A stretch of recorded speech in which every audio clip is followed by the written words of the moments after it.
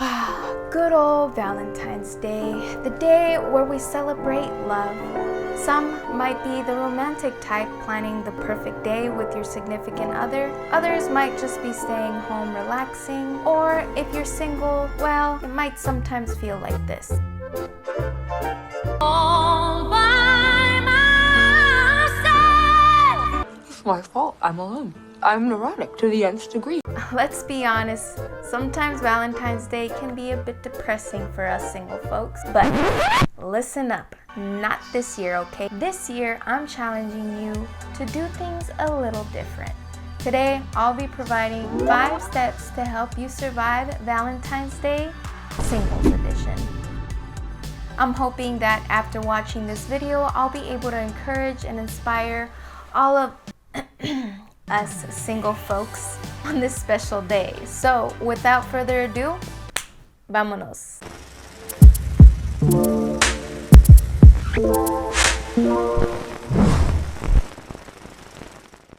Hello, my beautiful people. If you're new here, my name is Carol, and in my channel, you can find content relating to photo, video, faith, and lifestyle. So if that's of any interest to you, please consider subscribing to help your girl out. But anyway, today we are here to talk about sweet old Valentine's Day. And if you're similar to me, where you're currently single, this year I thought I'd help suggest 5 tips that have helped me in the past to survive this special day as a single, because whether you like to admit it or not, let's be real, it can be hard.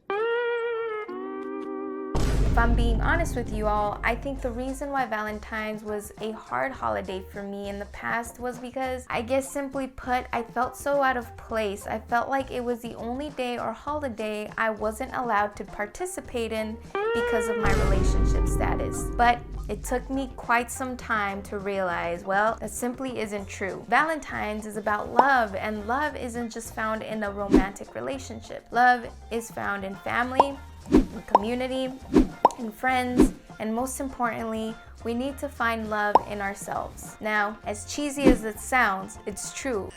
That sounds challenging. Learning to love ourselves is the most challenging and yet the most rewarding. Why? Well, because once we learn to value and love ourselves, we won't need to depend on others to believe it, and we won't need to depend on Valentine's Day to feel it. Which leads me to my first tip, which is to try to do something for yourself. If you are single this Valentine's Day, I would like to encourage you and challenge you to have a date with yourself. Like, really, let this be your day to enjoy. Do something you love, indulge in your senses, maybe get your nails done. Guys, you can get a pedicure too. Make yourself your favorite dinner, enjoy it by candlelight, have some wine, take a bath, watch your favorite movie. Do what you haven't been able to do for yourself in a while. Take the time to reflect on all you've accomplished so far, in the areas you're proud of, journal your feelings out. That's okay. The point is, singleness is a gift, and instead of moping around because you might feel out of place, try to change your perspective this year. Think about it. This year, you can do whatever you want because you don't have the pressure of pleasing someone else. You have the time to spoil yourself, and that's a blessing if you ask me. Moving on to tip number 2. I know my first tip was about loving yourself, but this next one also helps me realize this holiday isn't just about me. It's also about loving others too. And I don't mean a relationship. Maybe check in with a girlfriend or a guy friend who might be spending the evening alone. Maybe make plans to spend some time together. Maybe it's a text or a FaceTime call. Maybe a box of chocolates or a card. Ladies, maybe plan a Valentine's. Guys, maybe have a boys' night. My point is, bless others on a day when it's easy to just mope around. Sometimes when we focus on other people, it can do wonders at taking the edge off of our own feelings because we're not so focused on ourselves. Moving on to tip number 3, and that's to pay attention to your triggers. I'd highly recommend, if you know you're feeling extra sad about being single this year, try to keep a lookout for things that trigger you. For example, if going on Instagram and seeing other people post about their special person makes you feel more sad, alone, and out of place, stay off. If it's a romantic movie or romantic shows like The Bachelor, stay off. If it's going to a restaurant by yourself while seeing others coupled up, stay home. Try to avoid circumstances that you know will trigger that lonely side. Valentine's Day is the single saddest holiday. Simply put, stay away from the things you know will make you sad. Moving on to tip number 4. Don't look back.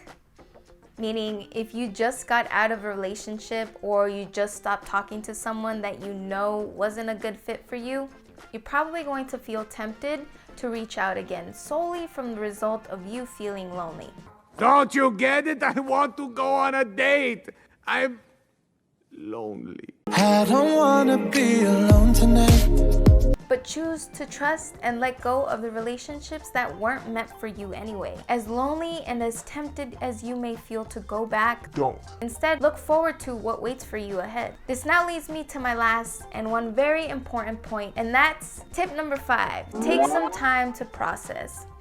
While you take some time for yourself or you decide to spend it with others, I'd highly encourage you to be intentional about reflecting and processing your feelings on today. Ask yourself and be honest. Why am I feeling sad on Valentine's? Why am I feeling jealous today? Am I feeling envious of others? Or am I feeling depressed about feeling alone? Really try to answer these questions honestly and process the lies you're believing. Write your feelings down if you have to, but I think sometimes when we take some time to carve out our emotions, it truly sets us up to heal a lot better. I hope this Valentine's Day you could find it in you to really love and appreciate yourself. I hope you realize that being single shouldn't prevent you from feeling love. You are more than your relationship status. I think society has placed extremely inaccurate representations of relationships, dating, and even marriage. These inaccurate representations have caused us to think that if we don't have a significant other, there's something wrong with us, or we're not good enough. Trust me, I have fallen into these lies more times than I'd like to admit, especially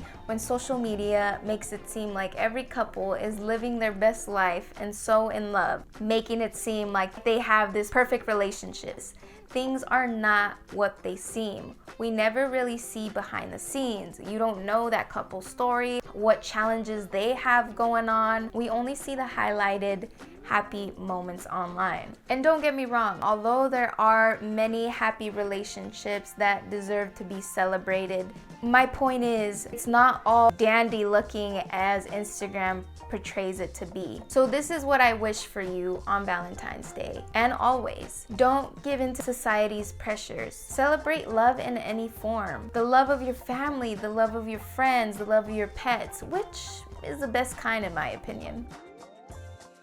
Your community, your coworkers. Instead of feeling bad because you don't have your special someone yet to celebrate with, reach out to someone who does need love. You could make someone's day really special. And please remember, there's nothing wrong with you if you don't have a Valentine this year. What matters is celebrating those in your life that have given you love and celebrate your connection with one another. Okay friends, that's all I have for you today. If you enjoyed this video, you might also find my 5 lies I believed being single video, which you can watch here next. But I hope these tips were helpful and I hope you will enjoy your Valentine's Day as much as I will.